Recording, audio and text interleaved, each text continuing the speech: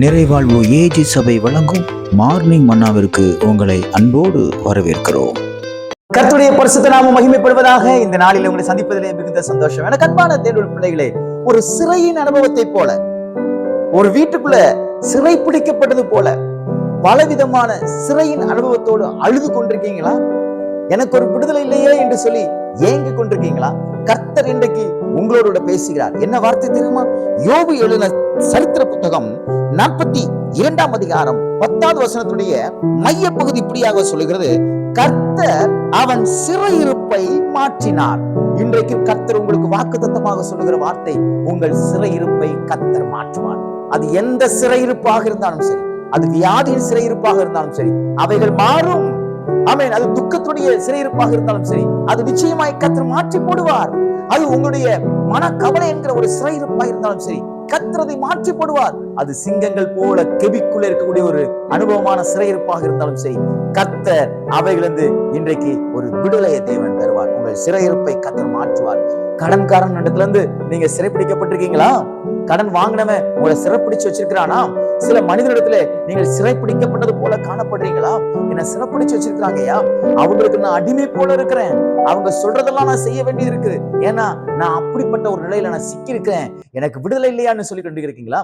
கர்த்தர் சொல்றாரு, நான் இன்னைக்கு உன் சிறையிருப்பை மாத்துவேன். பிசாசு போராட்டம், ராத்திரி எல்லாம் தூங்க முடியல, என்னால தூக்கம் வந்தா கெட்ட கெட்ட கனவுகள், சில கனவுகள்லாம் வருது, எனக்கு பயந்து நான் எழுப்பி உட்கார்ந்துறேன். இந்த சிறையிருப்பு மாறுமா? நிச்சயமாய் மாறும் சகோதரனே, நிச்சயமாய் மாறும் சகோதரியே. கர்த்தர் உங்க சிறையிருப்பை கர்த்தர் மாற்றுவார். யோபுடைய சிறையிருப்பை, வியாதி என்ற சிறையிருப்பை, இழந்து போன என்ற சிறையிருப்பை, அவன் எல்லாவற்றையும் நஷ்டமான ஒரு சிறையிருப்பை தேவன் எப்படி மாற்றினாரோ அதே தேவன் இன்றைக்கு உயிரோடு இருக்கிறார். உங்க சிறையிருப்பு மாறும். அன்பான பிள்ளைகளே, நிறைய பேர் நம்மளை சிறைக்குள்ள தூக்கி போடலாம், மனுஷங்க நம்மளை சிறையிருப்புக்குள்ள மாத்தலாம். யோசேப்பை தூக்கி சிறைச்சாலைக்குள்ள போட்டாங்க, அவ்வளவுதான் அவன் ஆயுசு நாள் முடிஞ்சதுன்னு. ஆனா கர்த்தர் சிறையிருப்பை மாத்தலையா? தானியேலை தூக்கி சிங்க கெபிக்குள்ள போட்டாங்க, அவ்வளவுதான் முடிஞ்சதுன்னு. கர்த்தர் அவனை சிங்க கெபில காப்பாத்தலையா? அதே ஆண்டவர் இன்னைக்கு உங்க கூட இருக்கிறாரு. சாத்ராக், மேஷாக், ஆபேத்நேகோ 3 வாலிபர்களை தூக்கி அக்கினிக்குள்ள தூக்கி போட்டாங்க, அவ்வளவுதான் நினைச்சாங்க. ஜனங்கள் அவர்களை வெளியே கொண்டு வரலையா?